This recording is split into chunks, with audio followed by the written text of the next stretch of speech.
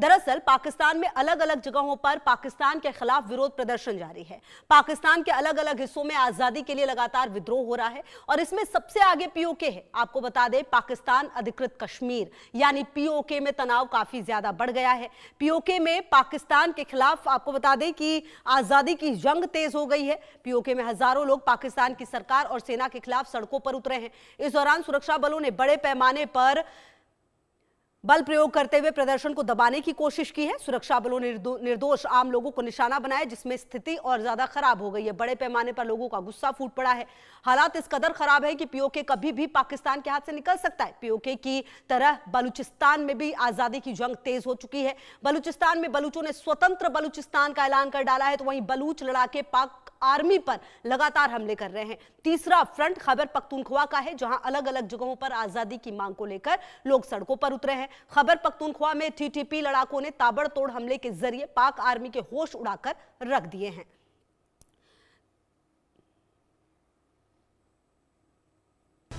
बलूचिस्तान में फिर उठी आजादी की मांग, आजादी की जंग, खैबर पख्तूनख्वा में खूनी रंग, पीओके में लॉकडाउन, मुनीर का शटर डाउन, पीओके बनेगा हिंदुस्तान, खंड खंड होगा पाकिस्तान।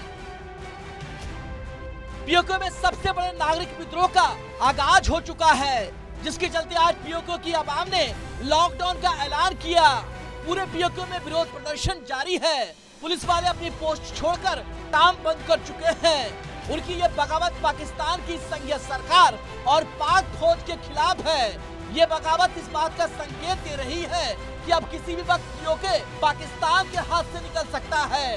खौफनाक किस्म का ब्लैकआउट है जो इनकलाबी हालात नजर आ रहे हैं।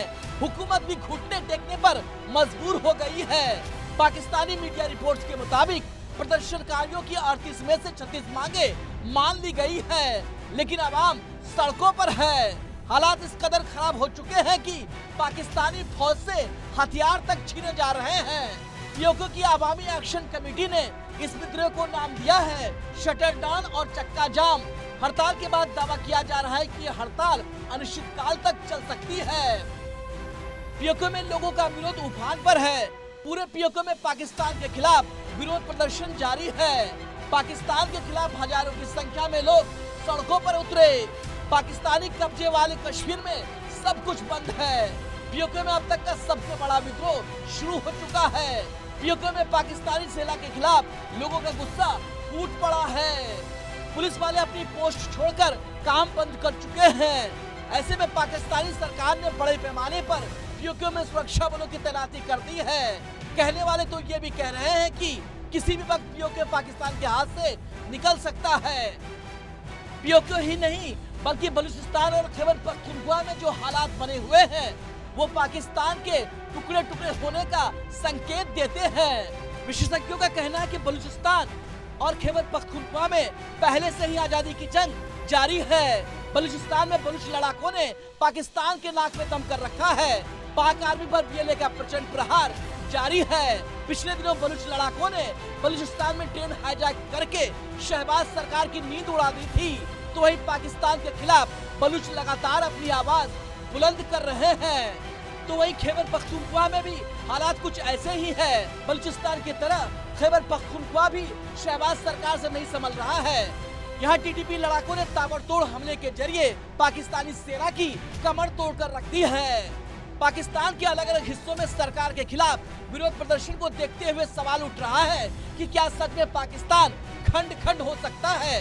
तो आपको बता दें कि ये बिल्कुल मुमकिन है।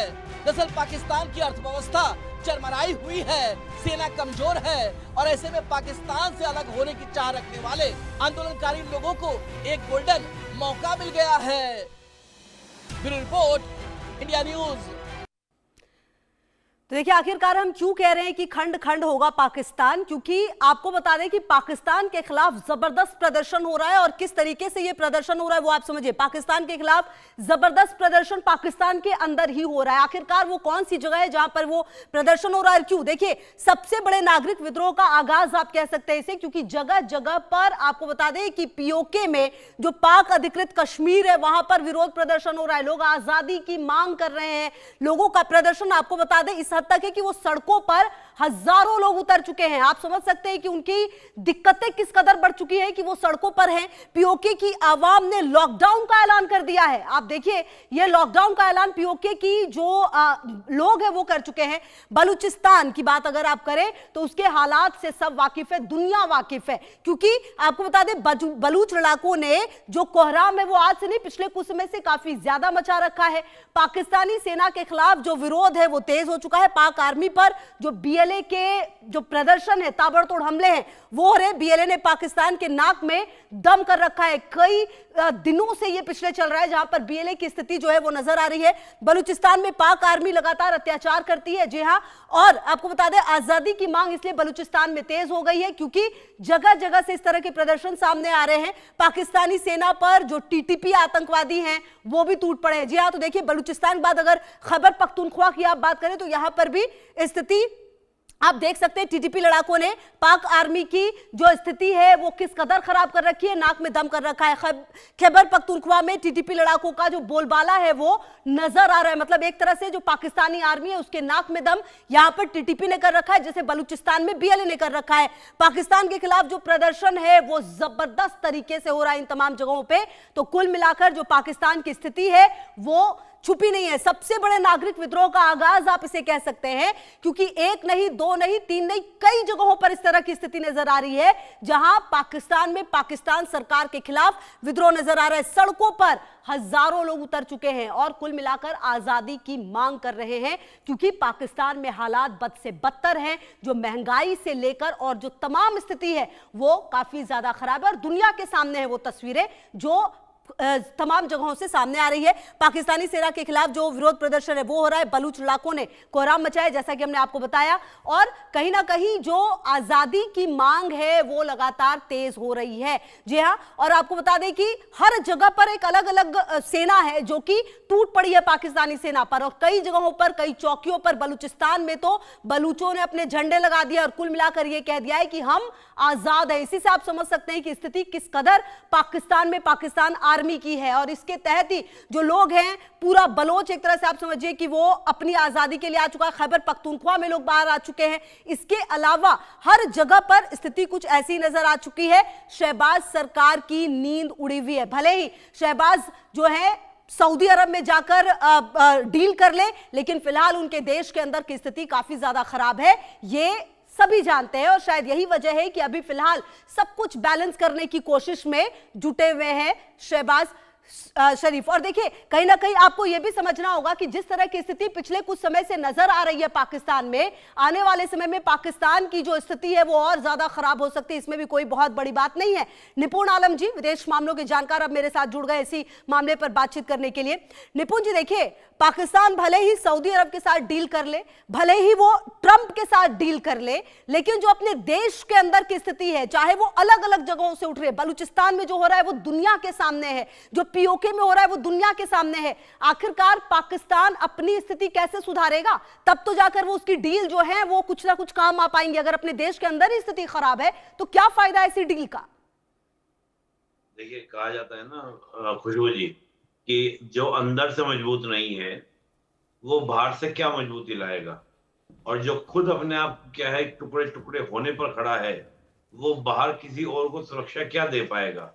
पाकिस्तान की स्थिति यही है कि भीतरी रूप से टूटन है, और एक देश की जो सबसे बड़ी चुनौती होती है वो यही चुनौती होती है कि वह अपनी देश की राष्ट्र की एकता, अखंडता, संप्रभुता, सुरक्षा को बनाकर रखे। अभी जिस प्रकार की तस्वीरें, फुटेज हमारे सामने आ रही है, मैं सुबह से देख रहा हूँ कि इतनी भयानक तस्वीरें हैं कि वहां पर चाहे पीओके की हम बात करें, चाहे हम खैबर पख्तूनख्वा की बात करें या बलूचिस्तान की बात करें, हद तो ये हो जाती है कि पाकिस्तान की एयरफोर्स खुद खैबर पख्तूनख्वा में जाकर अपने ही नागरिकों को हिट भी कर देती है। ये भी तस्वीर हमने जो है देखी पिछले दिनों की, उनकी एयरफोर्स अपने ही गांव के, अपने ही देश के गांव पर अटैक करके मासूमों को, सिविलियन को मार देती है। उसके बाद ये प्रोटेस्ट और भी ज्यादा क्या होता है, आपका हिट होता है, यानी कि आपको उसको उग्र होता है।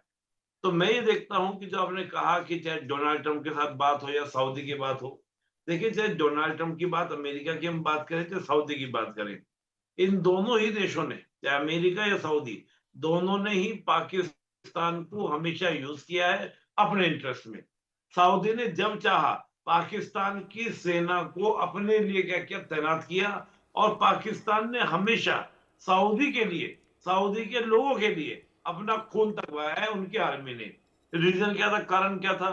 कारण ये है कि सऊदी से अच्छा खासा फंड जो है वो पाकिस्तान को क्या करता, मिलता है। और हम जानते हैं, पूरी देश जानता है, पूरी दुनिया जानती है कि पाकिस्तान आज किस स्थिति से गुजर रहा है। और अभी जो प्रदर्शन वहां पर हो रहे हैं, इन प्रदर्शन को होने का कारण भी क्या है? महंगाई है, बेरोजगारी है, संसाधनों पर, जो रिसोर्सेज पर जिस प्रकार से पंजाबी प्रोविंस का पूरा कंट्रोल वहां पर किया जा रहा है, उस कंट्रोल का परिणाम ये है कि वहां पर जनता जो है वो सड़कों पर उतर गई है। तो मैं मानता हूं कि पाकिस्तान के अंदर जो भी घटित हो रहा है, इसके लिए दोषी कोई और नहीं, खुद कौन दोषी है? आपका पाकिस्तान की सरकार। और पाकिस्तान की सरकार ही अपने देश को तोड़ने में लगी हुई है, अपने पे ध्यान नहीं, अमेरिका के इंटरेस्ट को फुलफिल करने का प्रयास करेंगे। आने वाले समय आप देखिएगा कि अमेरिका पाकिस्तान की सेना का इस्तेमाल करेगा फॉर हिम, यानी अपने लिए, खुद के लिए करेंगे, और ईरान जैसे देशों पर कंट्रोल बनाने के लिए किया जाएगा, या अफगानिस्तान में कोई नई मुहिम स्टार्ट करने के लिए किया जाएगा। तो मुझे लगता है कि पाकिस्तान को अपनी ही, और एक बड़ा पुराना गीत है ना कि हमें तो अपनों ने लूटा, गैरों में कहाँ दम था, जी, ये पाकिस्तान के लिए बिल्कुल खरा उतरता ठीक है। निपुण जी, आती हूं आपके पास, और अब हमारे साथ ब्रिगेडियर रिटायर्ड विजय सागर धीमान जी भी हैं, रक्षा विशेषज्ञ हैं। सर, आपका भी बहुत स्वागत है हमारे साथ। सर, मेरा आपसे सवाल ये है कि ये जो पाकिस्तान के अंदर हो रहा है, देखिए सर, पाकिस्तान के अंदर की स्थिति दुनिया जानती है। जो बलूचिस्तान के साथ हो रहा है, जिस तरह से वहां पर अशिक्षा है, गरीबी है, जो स्थितियां हैं वो हम सब जानते हैं। और पिछले कुछ समय में पीओके में और खैबर पख्तूनख्वा में भी जो हो रहा है देख रहे हैं हम। लेकिन क्या वजह है कि पाकिस्तान क्या इतना टेकन फॉर ग्रांटेड ले रही है इन जगहों को? क्या उसे लगता है कि यहां के लोग कुछ नहीं कर सकते हैं? देखिए, पाकिस्तान जब से बना था, बेसिकली इसके कंस्टिट्यूएंट से प्रेजेंट पंजाब प्रोविंस, सिंध और Khyber Pakhtunkhwa. Balochistan was a independent nation on 5th of August 1947। British ने उनको इंडिपेंडेंस दे रखी थी, वो पाकिस्तान ने उनको एनेक्स किया बाद में। और पीओजेके और गिलगित बाल्टिस्तान उनके पास कैसे आए ये आप जानती हैं। तो पाकिस्तान में, परंतु प्रॉब्लम ये थी कि जितने भी इन्फ्लुएंशियल लोग थे, पंजाबी मुस्लिम बेसिकली, वो सारे के सारे पंजाब प्रोविंस में थे, और उन्होंने हमेशा यही समझा कि जो कुछ भी है पाकिस्तान में वो पंजाबी है। जब तक मोहम्मद अली जिन्ना जिंदा थे तो पाकिस्तान की कैपिटल कराची होती थी, सिंध प्रोविंस के अंदर। इसको शिफ्ट किया गया बाद में अयूब खान द्वारा, मेरे ख्याल में, या लियाकत अली खान द्वारा। One of those guys shifted them to Rawalpindi, अपना, उसके बाद इस्लामाबाद बाद में बनाया गया। तो उनकी जो मानसिकता थी वो हमेशा यही थी कि एक ही सूबा है जो इम्पोर्टेंट है, वो है पंजाब, बाकी सारे उनके सबसर्विएंट हैं, चाहे वो शियाल थे अपना सिंध में, तो वो कम है, ये सुन्नी डोमिनेंस थी, और खैबर पख्तूनख्वा में पठान थे, उनको भी नहीं मानते थे। तो इस तरह से सारा कुछ ही पंजाब सेंट्रिक रहा। तो उसी की वजह से क्या हुआ कि पंजाब में उन्होंने डेवलपमेंट करी, बाकियों को इग्नोर किया। जहां तक पीओजे और खैबर पख्तूनख्वा का सवाल है, आपको इंटरेस्टिंग ये लगेगा कि पाकिस्तान की कॉन्स्टिट्यूशन भी आज तक उनको अपना हिस्सा नहीं मानती, whatever reason, but they are not part of Pakistan. तो वहां पे इन इलाकों में उन्होंने जितने भी मिनरल रिसोर्सेज थे, नेचुरल रिसोर्सेज थे, उन सबको एक्सप्लॉइट करना शुरू किया। यानी कि उनको खींचा तोड़ के जितना भी है अपने कंट्री में, यानी कि पंजाब के अंदर उसको भरे। और इसलिए वहां पे शुरू में तो लोग शायद उनसे डरे, आर्मी के कंट्रोल से डरे, क्योंकि डिक्टेटरशिप तो अयूब खान के साथ ही शुरू हो गई थी with in 2-3 years of independence of Pakistan. और तब से लोगों में धीरे धीरे जो डिसेंट था वो बढ़ता चला गया, क्योंकि ये दूर दराज के लोग थे, थोड़े शरीफ थे, थोड़े इतने कॉम्पिटेंट नहीं थे। तो अब जब इंटरनेट की प्रोलिफरेशन हो रही है, मिक्सिंग वर्ल्ड हो रहा है, उनको भी समझ में आ रही है कि वाटर रिसोर्सेज है, फॉरेस्ट रिसोर्सेज है, मिनरल रिसोर्सेज है, they are being exploited by Pakistan, और उनको कुछ नहीं दिया जा रहा है बदले में। ठीक है सर, आती हूँ आपके पास। अच्छा निपुण जी, पाकिस्तान जो हर अंतरराष्ट्रीय मंच से, अभी भी कुछ दिन पहले यूएन में जब शहबाज शरीफ कह रहे थे तो भारत के पाकिस्तान के बारे में बात कर, भारत के, माफ कीजिएगा, कश्मीर के बारे में बात कर रहे थे, कश्मीर में किस तरह की स्थिति है उसकी बात करते। क्या शहबाज शरीफ अपने देश को चलाते? क्या उनके पास जो एक सेंस ऑफ, जो बेसिक सेंस है, आप अपने देश के अंदर की स्थिति संभाल नहीं पा रहे, आपके देश के अंदर जो रहा आप उसे ठीक नहीं कर पा रहे, जबकि असीम मुनीर को आपने सब कुछ दे रखा है और आप यूएन जैसे मंच से बात करते हैं भारत की, आप बात करते हैं भारत के कश्मीर की। मतलब दिस इज द टाइम कि उनको समझना पड़ेगा कि अपने देश के अंदर सब ठीक कर ले पहले, वरना धीरे धीरे बलूचिस्तान क्या, खैबर पख्तूनख्वा क्या, पीओके भी खुद ब खुद हमारे पास आ जाएगा। देखिए, खैबर पख्तूनख्वा बलूचिस्तान की तो खुशबू हम नहीं सोचते हैं, लेकिन हम जरूर पीओके तो हमारा ही है, वो हमें मिलेगा ही, आज नहीं तो कल वो अपना ही होगा। इसको तो हम लोग निश्चिंत होकर हम लोग कर रहे हैं। और बिल्कुल हमारे राजनाथ सिंह जी ने, रक्षा मंत्री जी ने बहुत पहले कहा भी था कि ऐसे हालात होंगे कि पीओके के लोग खुद ही कहेंगे कि हमें भारत से मिलना है, भारत से मर्जर करना है। अब आपने कहा कि मुनीर हो या शहबाज शरीफ हो यूएन के मंच पर जाकर, देखिए होता क्या ना कि एक पुरानी कहावत कही जाती है, खिसियाई बिल्ली खंबा नोचे। जो बिल्ली खिसियाई होती है ना, वो खंबे को नोचती है। इन्हें कुछ दिखता तो है नहीं, क्योंकि अपने इंटरनल मोर्चे पर फेल हैं। तो पूरी दुनिया को दिखाने के लिए कि we are not the failed, पूरी दुनिया का ध्यान कश्मीर, जो उनका पीओके वाला एरिया है, जो उनके कंट्रोल में है, इनलीगल ऑक्यूपेशन जिसके ऊपर इनका है, या फिर हम बात करें आपका खैबर पख्तूनख्वा बलूचिस्तान, उन पे से ध्यान को हटाने के लिए कि हमारे देश में कुछ नहीं हो रहा है, जो कुछ हो रहा है वो भारत में हो रहा है, इस स्ट्रैटेजी पर काम करने का प्रयास कर रहे हैं। कौन? आपका पीओके के लिए, यानी कि आपका पाकिस्तान की सरकार। दूसरा क्या है कि अपने इंटरनल मुद्दों पर ध्यान नहीं है, और अपने इंटरनल मुद्दों पर अगर कोई भी देश ध्यान नहीं देता तो इसका मतलब साफ दिखाई देता है कि उसका इंटरेस्ट अपने कंट्री में है ही नहीं। देखिए, पाकिस्तान का जो नेशनलिज्म है वो एंटी इंडिया उन्होंने डेवलप किया है। अगर love to the Pakistan develop करते कि हमारा जो नेशनलिज्म है वो लव टू द पाकिस्तान है, कि हम पाकिस्तान से मोहब्बत करते हैं और पाकिस्तान से मोहब्बत करने के कारण उसकी जो इंटरनल इश्यूज हैं उन पर हम फोकस करते, लेकिन ऐसा पाकिस्तान में नहीं हुआ। पाकिस्तान ने पूरा फोकस किया है कि हम इंडिया को क्रिटिसाइज कैसे करें, इंडिया की आलोचना कैसे करें, इंडिया को कैसे कटघरे में खड़ा करें। तो मुझे लगता है कि जो सबसे बड़ी समस्या पाकिस्तान की है वो उसके नेशनलिज्म में है, और नेशनलिज्म का बेस गलत चूज किया गया है, क्योंकि कहा भी जाता है कि किसी भी राष्ट्र का जो चरित्र होता है, कैरेक्टर जो होता है, वो उसके निर्माण से जुड़ा होता है। पाकिस्तान का जो निर्माण भी हुआ वो निर्माण भारत के विरोध में, और वही आज उसके राष्ट्र का चरित्र बना हुआ है। उसी चरित्र के वशीभूत होकर वो आज भी, देखिए मुनीर, आपको याद होगा पहलगाम हमले से कुछ दिन पहले क्या बोल रहे थे कि जिन्ना सही कह रहे थे, लेकिन 1946 में उलझे हुए हैं। हम 2047 देख रहे हैं कि हम 2047 में जाएंगे, हम विकसित भारत बनेंगे। वो आज भी 100 साल पीछे, 70 साल पीछे बैठ के बात कर रहे हैं। यही सोच और मंशा है कि पाकिस्तान में ये हालात हो रखे हैं। अच्छा विजय सागर जी, जो ये पाकिस्तान के अंदर हो रहा है और जो ये शहबाज शरीफ और असीम मुनीर के जो रिएक्शंस है, मतलब जैसे उन्हें कोई फर्क नहीं पड़ा, क्या इसके पीछे ये वजह हो सकती है चीन का साथ मिलना, जो ट्रंप के साथ उनका मिलना जुलना अभी कुछ ज्यादा हो रखा है, और साथ ही साथ सऊदी अरब के साथ जाकर डील कर लेना? क्या ये तमाम वजह है इन की अपने देश के अंदर की स्थितियों को वो ऐसे ले रहे कि कुछ होगा ही नहीं, ये विरोध तो ऐसे ही है, नॉर्मल है? देखिए, आपको ये बात समझनी चाहिए कि पाकिस्तान की जो आर्मी है वो हमेशा ही कंट्रोल में रही है। शहबाज शरीफ या जरदारी या ये जो पॉलिटिकल पार्टीज हैं, इनका कोई खास वजूद है नहीं। ये लोग टोटली डिपेंडेंट है कि आर्मी क्या बोलती है, और आर्मी क्या बोलती है। अगर आर्मी के बारे में मैं बताऊं, बाकी चीजें बाद में देखें, with in the country also army ने एक आर्मी कॉर्पोरेशन चला रखी है। एक ये एंटिटी है जो बिजनेस एंटिटी है, और वो 20% जीडीपी जो है पाकिस्तान का वो कंट्रोल करती है। तो उनका मतलब सिर्फ ये है कि हम पैसा कमाएं और अपनी जेबें भरें। और जहां तक चाइना या सऊदी अरेबिया या इवन अमेरिका का सवाल है, वहां के उनके इंटरेस्ट को सर्व करें और कैसे उनसे अपनी जो रिश्वत लेकर के उनके अपने इंटरेस्ट बनाएं। जो जितने भी पाकिस्तानी आर्मी जनरल हैं रिटायरमेंट के बाद या यूएस में शिफ्ट होते हैं या सऊदी अरेबिया में होते हैं, और वहां पे उनकी बहुत बड़ी बिजनेस एंटिटीज हैं। कहां से आई वो इसी तरीके से आती हैं। और इस तरह से करते करते जो पॉलिटिकल क्लास है, हालांकि वो भी बेसिकली फ्यूडल लॉर्ड्स ही हैं, बड़ी बड़ी जमीनों के मालिक हैं, चाहे शरीफ फैमिली हो या जरदारी फैमिली हो, तो वो आम लोगों को एक्सप्लॉइट करते हैं। आम लोगों को एक एंटी इंडिया रैंट दिया हुआ, जैसे अभी मेरे साथी पैनलिस्ट ने बोला कि देखिए उनका नेशनलिज्म ही यही है, एंटी इंडिया।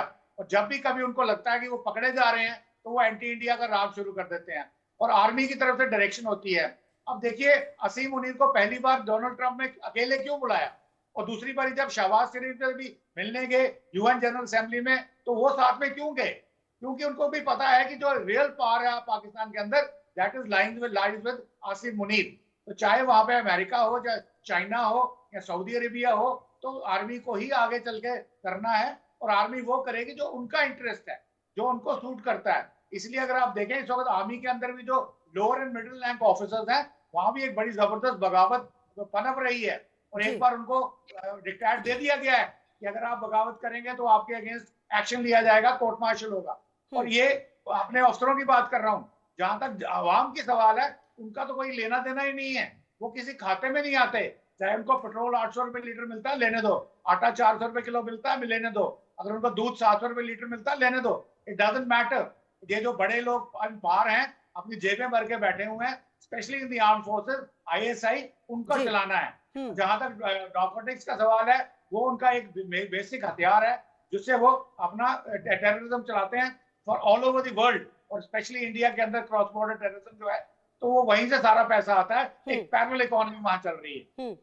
ठीक है सर, आपके पास आती हूं मैं। सर निपुण जी, देखिए जो स्थिति अभी फिलहाल नजर आ रही है पाकिस्तान के अंदर, क्या ऐसा माना जा सकता है, क्या जो पूरे सर्कमस्टेंसेस है, ऐसा लगता है कि आने वाले समय में कुछ बहुत बड़ा पाकिस्तान में हो सकता है? क्योंकि आप बलूचिस्तान में देखें तो प्रदर्शन तो सालों से चल रहा है, लेकिन पिछले कुछ समय से जो बलूचों का प्रदर्शन रहा है, जो वो अपनी आजादी के लिए लड़ रहे हैं, वो डिफरेंट लेवल पर नजर आ रहा है। और वही बात पीओके में भी है और खैबर पख्तूनख्वा में भी है।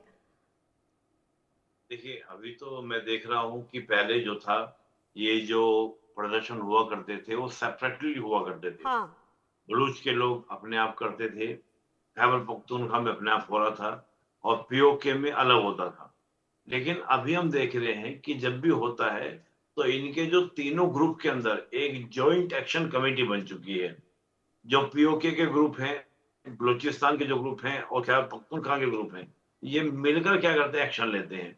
तो मुझे लगता है कि एक कहा जाता है कि जब एक यूनाइट पावर, यानी कि एक ज्वाइंट होकर जब पावर लगती है, तो वो ज्यादा स्ट्रांग होती है और ज्यादा मजबूत होती है।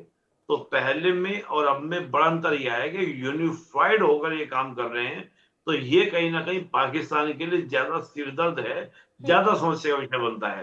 पहले क्या होता, फोर्स को एक जगह से दूसरी जगह डिप्लॉयड करना, मोबाइल करना, ये बड़ा आसान था पाकिस्तान के लिए। अब होता क्या है, तीनों जगह एक साथ में आपका प्रोटेस्ट स्टार्ट होते हैं। तो ये एक समस्या कि पाकिस्तान की आर्मी, पाकिस्तान की पुलिस उसको कैसे कंट्रोल करे, कैसे नियंत्रण करे।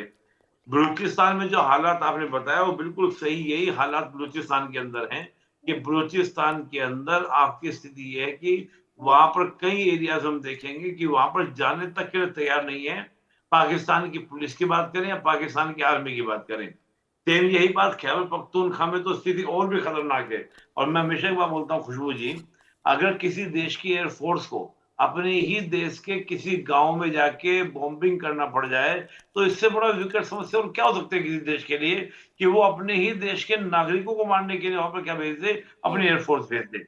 ऐसा तो वाकया आपको बहुत ही कम किसी देश में सुनने को मिलेगा जो पाकिस्तान के अंदर हो रहा है। इसका परिणाम आप समझ रहे हैं, परिणाम ये होगा आने वाले समय में और भी ज्यादा, अगर आप प्रेशराइज करके देखिए। 71 वाली गलती यही तो थी ना कि मार्च 71 में इन्होंने क्या किया था, ऑपरेशन सर्चलाइट चलाया था। कहां पर, आपका बांग्लादेश के अंदर, जो पूर्वी पाकिस्तान उस समय था। परिणाम क्या निकला कि आखिरकार 3 दिसंबर के बाद में हम देखें तो 1972 में एक नया देश जो था वो दुनिया के सामने था। तो मैं समझता हूं कि अगर एक लोकतांत्रिक प्रक्रिया के तहत बलूचियों की, पख्तूनों की या पीओके के लोगों की, उनकी बात सुनी होती